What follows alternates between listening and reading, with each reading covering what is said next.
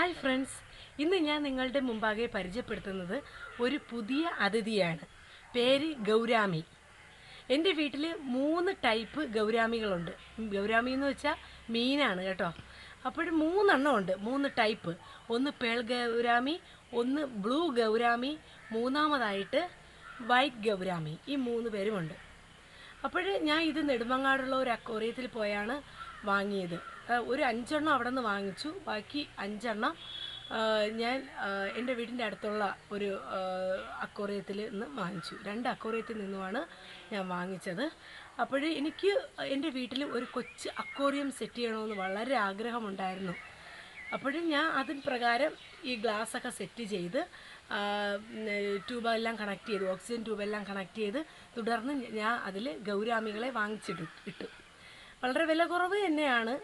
അപ്പോൾ ഇത് വളരെ അധികം എന്ന് വെച്ചാൽ എനിക്ക് എന്ന് വെച്ചാൽ ഇവരുടെ ഇങ്ങനെ സഞ്ചാരവും ഇവരുടെ ആ ഒരു നോട്ടവും പിന്നെ അതുപോലെ തന്നെ ഫുഡ് ഇടാൻ വേണ്ടി നമ്മൾ അടുത്ത് ചെല്ലുമ്പോൾ തന്നെ ഇവർ ഭയങ്കര സന്തോഷത്തോടു കൂടി ഉയർന്നു പൊങ്ങി വരുന്നതും. ഞാൻ ഇവർക്ക് കൊടുക്കുന്ന ഫുഡ് എന്ന് വെച്ചാൽ ഒപ്റ്റിമോ ഫുഡ് നല്ല ഹൈലി ന്യൂട്രീഷ്യസ് ഫുഡാണ് കേട്ടോ. അപ്പോൾ നമ്മൾ എന്ത് ചെയ്യണമെന്ന് വെച്ചാൽ ഇത് 2 ഗൗരാമികൾ, ഉദാഹരണം പേൾ ഗൗരാമി ഞാൻ പറഞ്ഞില്ലേ 3 ഐറ്റം ഉണ്ട് എൻ്റെ വീട്ടിൽ. അതിൽ ഒരു ഐറ്റത്തിൽപ്പെട്ട വൈറ്റ് ഗൗരാമി ഐറ്റത്തിൽപ്പെട്ട 2 പേരുണ്ട്, ഒരാണും ഒരു പെണ്ണ്. അപ്പോൾ ഇവർ എന്ന് വെച്ചാൽ പെണ്ണിനെ ആണിനെ നമ്മൾ തിരിച്ചറിഞ്ഞിട്ട് ഇവരെ പ്രത്യേകിച്ച് ഒരു ടാങ്കിൽ അല്ലെങ്കിൽ ഒരു വലിയ ബേസിലാക്കുക. തുടർന്ന് അതിൽ ഒരു ഭാഗത്ത് ഒരു ചെറിയ പായൽ നമ്മൾ ഇടുക, ആ വെള്ളത്തിൻ്റെ മീതെ ഒരു ഭാഗത്ത് മാത്രം.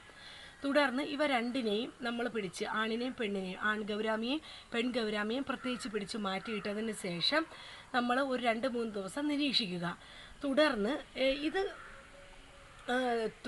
ഇവ എന്ത് ചെയ്യും, മുട്ടയിടാനുള്ള വ്യഗ്രതയിലായിരിക്കും. അപ്പോൾ ഈ പെൺഗൗരാമി ഇടുന്ന മുട്ടകളെല്ലാം ശേഖരിച്ചു കൊണ്ട് നമ്മൾ ഇങ്ങനെ വച്ചിരിക്കുന്നില്ലേ, ആ പായലിൽ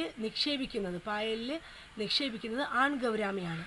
ഈ പെൺഗൗരാമി പൂർണ്ണമായും മുട്ടയിട്ടതിന് ശേഷം ഈ മുട്ടകളെല്ലാം സംരക്ഷിക്കുന്നത് ആൺഗൗരാമിയാണ്.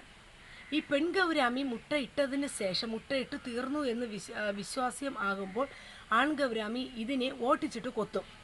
കാരണം പെൺഗൗരാമി ഈ കുഞ്ഞുങ്ങളെ കഴിക്കും.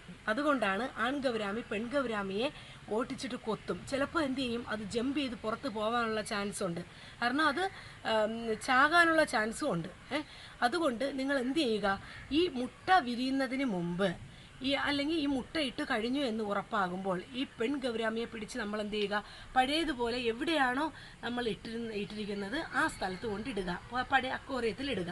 തുടർന്ന് ഈ മുട്ട വിരിഞ്ഞ് കുഞ്ഞുങ്ങൾ പുറത്തു വരുന്നത് വരെയും അതിനെ സംരക്ഷിക്കുന്നത് ആൺഗൗരാമിയാണ്. അപ്പോഴേ നമ്മൾ എന്ത് ചെയ്യുക, ഈ അല്ല ഈ കുഞ്ഞുങ്ങൾക്ക് കൊടുക്കാനുള്ള ആഹാരം എന്ന് പറയുന്നത് നമ്മൾ വാഴയില നല്ല കരിഞ്ഞതല്ല, ഒരുവിധം അഴുകാറായ വാഴയില പ്രത്യേകിച്ച് ഒരു ബേസിലിട്ടതിന് ശേഷം വെള്ളം ഒഴിച്ച് ബേസിലിട്ട് ഒരു 2 ദിവസം വച്ചിരിക്കുക. അതിൽ നിന്ന് കുറച്ച് എന്ത് ചെയ്യും, ബാക്ടീരിയാസ്, ചില കീടങ്ങൾ പുറത്ത് വരും. അപ്പോൾ സൂക്ഷ്മജീവികൾ പുറത്ത് വരും. അപ്പോൾ ഇത് എടുത്ത് മാറ്റിയതിന് ശേഷം, ഈ വാഴയില എടുത്ത് മാറ്റിയതിന് ശേഷം ആ വെള്ളം നമുക്ക് എന്ത് ചെയ്യാം, പതിയെ അത് ഒരുമാതിരി ഇതുപോലെ ഇരിക്കും, തേയില വെള്ളം പോലെ ആവും. അപ്പോൾ അത് നമ്മൾ എന്ത് ചെയ്യുക, ഇത് എടുത്ത് ഈ കുഞ്ഞുങ്ങൾക്ക് കൊടുക്കുക. കുടിക്കാനായി എന്ന് വെച്ചാൽ കുഞ്ഞുങ്ങളെ നിക്ഷേപിച്ചിരിക്കുന്ന ടാങ്കിൽ പതിയെ വീത്തി കൊടുക്കുക. അപ്പോഴെന്ത് ചെയ്യും, അവ അതിനെ ഭക്ഷിക്കും. ഇത്തിരി കൂടെ വലുതാകുമ്പോൾ നമ്മുടെ വലിയ ഗൗരാമിക്ക് കൊടുക്കുന്നത് പോലെയുള്ള ഈ ഒപ്റ്റിമം ഫുഡ് നമുക്ക് നൽകാവുന്നതാണ്. തുടർന്ന് കൂത്താടി അതുപോലുള്ള സംഭവങ്ങൾ, മാംസ്യ ഐറ്റംസ് നമുക്ക് ഇവയ്ക്ക് നൽകാവുന്നതാണ്. എൻ്റെ ഈ ഗൗരാമി വീഡിയോ നിങ്ങൾക്ക് എല്ലാവർക്കും ഇഷ്ടമായെന്ന് ഞാൻ വിശ്വസിക്കട്ടെ. Bye bye.